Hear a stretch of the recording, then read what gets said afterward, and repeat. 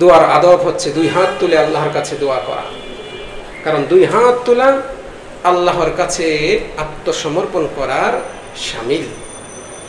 তাই আল্লাহ সুবহানাহু ওয়া তাআলা বলছেন, বান্দা যখন আমার কাছে দুইটা হাত তোলে তার এই দুইটা হাত খালি ফেরত দিব, এতে আমার লজ্জা লাগে।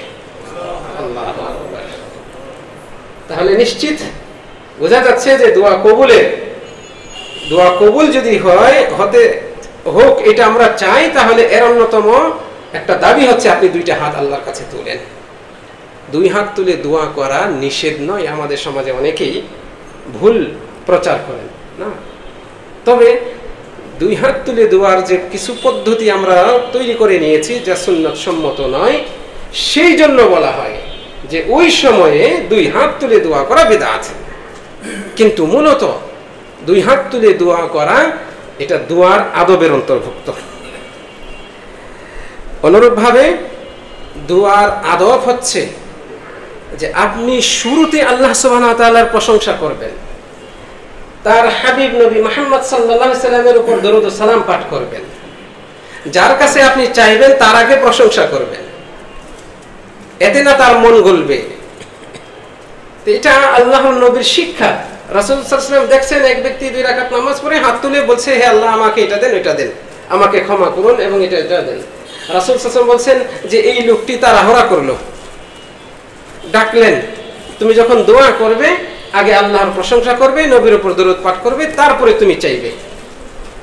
রাসূল সাল্লাল্লাহু আলাইহি ওয়াসাল্লাম এইভাবে শিখিয়ে দিয়েছেন। তাহলে দোয়ার অন্যতম আদব হচ্ছে আমরা হাত তুলে আগে কি করব?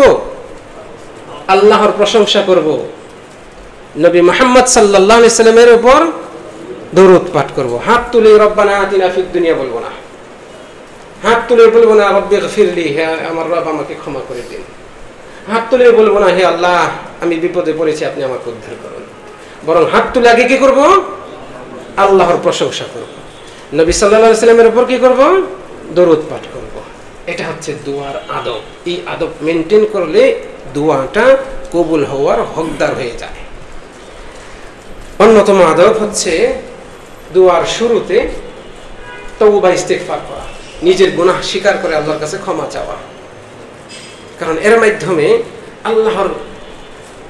আল্লাহর রাগ ক্রোধ দমে যায়।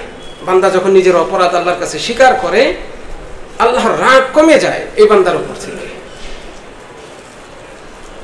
অনুরূপভাবে দোয়ার অন্যতম আদব হচ্ছে যে আল্লাহর সুন্দর সুন্দর নাম ও গুণাবলীর ওসিলা নিয়ে দোয়া করা।